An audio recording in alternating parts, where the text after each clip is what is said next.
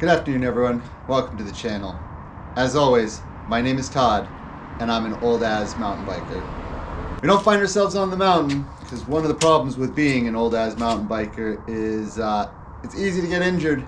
I tweaked my back and decided that I wasn't going to ride this weekend, so instead I'm going to try my hand at a how-to video and show you guys how I go about washing my bike. So stick around. Hope you enjoy it.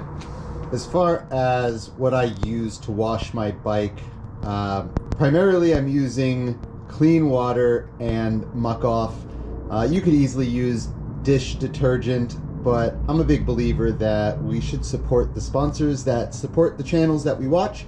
I'm a big GMBN fan, so I bought some muck off products. In addition to that, we have a variety of brushes for the tire, for getting in the different nooks and crannies of the bike, and a soft spongy like mitt for the frame.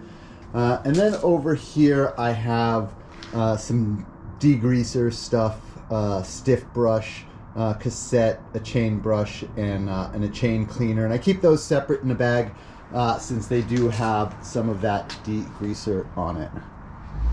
And of course, just a nice bucket for that clean water I mentioned earlier.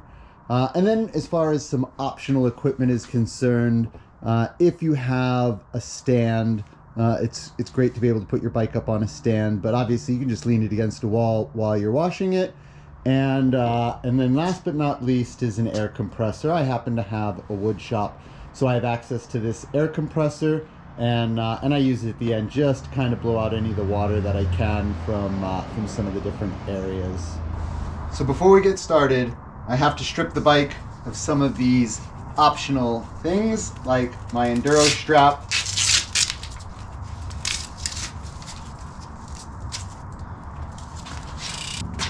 and I also have to remember to remove the neoprene chainstay.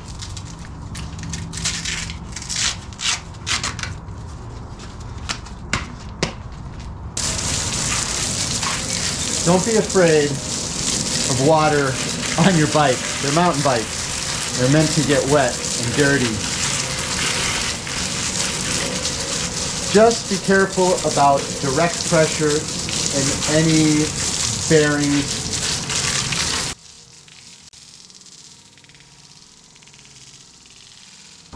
One of the nice things about muck off is that you get to just spray it on the bike and leave it.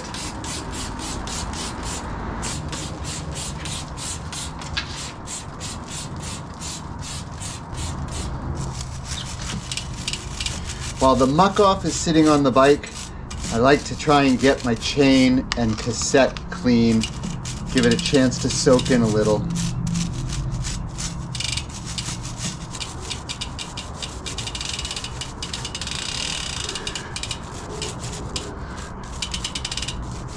I don't know if you can see all of the grease that is on the frame, but this is why you wash the chain and the cassette before you wash the rest of the bike.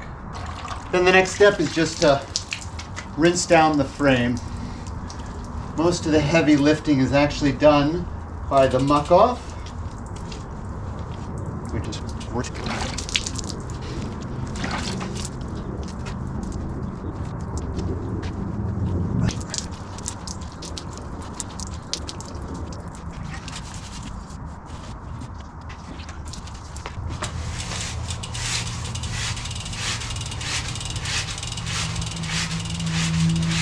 everything washed. Now we get to rinse it down.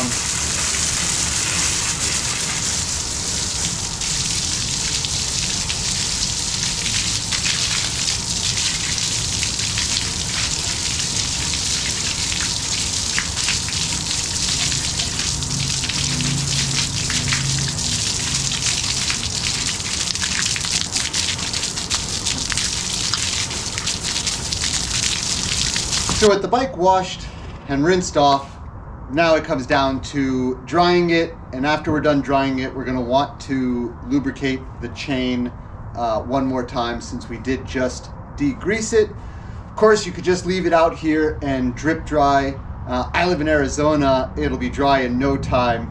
But one of the ways to do this easiest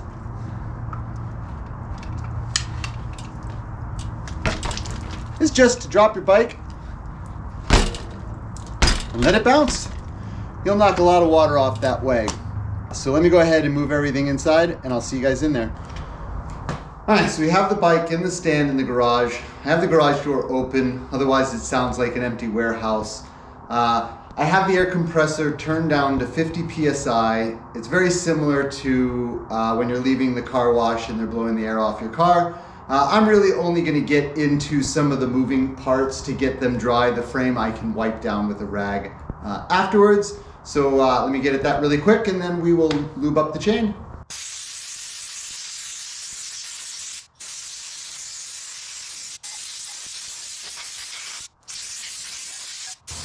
All right. Final step, washing the bike, is just lubricating the chain.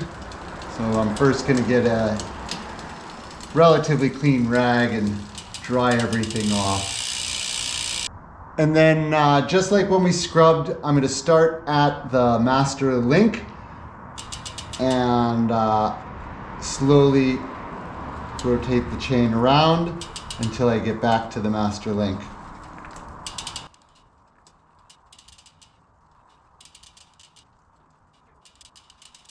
And we're gonna let that sit for 3 or 4 minutes and then we'll come back and wipe off any of the excess.